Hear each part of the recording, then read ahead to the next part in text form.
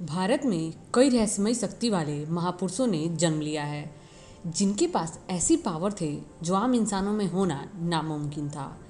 उसी महापुरुषों में से एक थे बोधिधर्मन। ये इतिहास के एक ऐसे रहस्यमयी व्यक्ति थे जो अलौकिक शक्तियों के साथ जन्मे थे। सिर्फ 7 साल की उम्र में ही उन्होंने सभी तरह के ज्ञान प्राप्त कर लिए थे।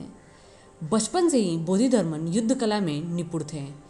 बोधिधर्मन मार्शल आर्ट की ज्ञाता के साथ साथ एक आयुर्वेदिक चिकित्सक भी थे। उन्हें सम्मोहन विद्या भी प्राप्त थी, जिससे वो किसी को भी अपने वश में कर सकते थे।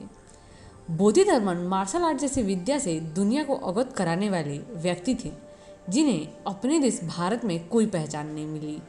पर चाइना में लोग आज भी इन्हें भगवान की तरह पूजते हैं। आज भारत में कई लोग इनको जानते तक नहीं हैं, लेकिन अगर आप कोरिया, चीन और जापान में चले जाएं तो वहाँ का बच्चा बच्चा इन्हें जानता है। बोधिधर्मन को चाइना में दामो, कोरिया में दालमा और जापान में दारुमा के नाम से जाना जाता है। बोधिधर्मन बौद्ध धर्म के 28वें गुरु भी थे। इन्होंने बौद्ध धर्म के प्रचार कोरिया, जापान, चाइना और थाईलैंड जैसे देशों में किया था।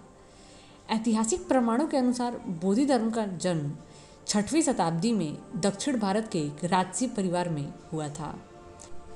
बोधिधर्मन को भी भगवान बुद्ध की तरह ही राजपाट संभालने में रुचि नहीं थी। वो बौद्ध धर्म की शिक्षाओं से बहुत प्रभावित थे, इसलिए उन्होंने मात्र 22 साल की उम्र में राजपाट छोड़कर संन्यास ले लिया। संन्यास लेने के बाद भगवान बुद्ध के प्रिय शिष्य महाकश्यप से बोधिधर्मन ने शिक्षा लिया और बौद्ध धर्म अपना लिया। कुछ समय बाद इनके प्रतिभा को देखकर बौद्ध धर्म का इन्हें 28वां गुरु बना दिया गया।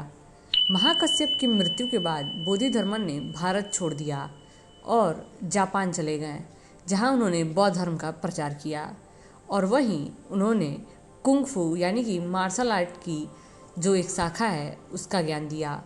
कुंग फू, जिसे भारत में कलेरापट्टू के नाम से जाना जाता है। कलेरापट्टू मार्शल आर्ट की सबसे पुरानी तकनीकी है जो द्वापर युग से चली आ रही है। लेकिन आपको जानकर आश्चर्य होगा कि कलियापट्टू विद्या के प्रथम आचार्य श्री कृष्ण हैं। जल श्रुतियों के अनुसार श्री कृष्ण ने कलियापट्टू का विकास ब्रज क्षेत्र के वनों में किया था। डांडिया नृत्य भी इस विद्या का ही एक रूप है। श्री कृष्ण ने मात्र 16 वर्ष की आयु में रजक और चारोड़ जैसे मल्लों का कलियापट्टू के माध्यम से ही विनाश किया था। साथ ही रजक का सिर्फ हथेली के प्रहार से काट दिया था। श्री कृष्ण की नारायणी सेना, जो सबसे शक्तिशाली सेना थी, वो भी इस विद्या में कुशल थी। ये वही नारायणी सेना है जिन्हें महाभारत में कौरवों ने युद्ध में जीत पाने के लिए श्री कृष्ण से मांगा था।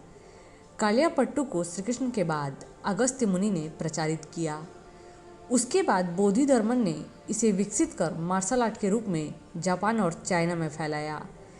आज भी उनके द्वारा दिए गए मार्शल आर्ट के ज्ञान को जापान और चाइना में व्यापक तौर पर सिखाया जाता है। बोधिधर्मन द्वारा स्थापित चीन का शाओलिन मंदिर मार्शल आर्ट के प्रशिक्षण का सबसे बड़ा केंद्र है। ब्रूस ली से लेकर जैकी चैन तक दुनिया के वो महान एक्टर और मार्शल आर्ट के मास्टर रहे हैं, जिन्होंने अपने कमाल के हुनर से अपना नाम दुनिया में खूब रोशन किया है। भारत में भी विद्युत जायसवाल, अक्षय कुमार और टाइगर श्रॉफ जैसे कई एक्टर हैं जो मार्शल आर्ट के एक्सपर्ट हैं। आज लगभग 1500 सालों बाद भी बोधिधर्मन द्वारा निर्मित मार्शल आर्ट को सीखने के लिए दुनिया के कोने कोने से लोग जापान, चाइना और भारत के केरला जैसे जगहों पर आते हैं।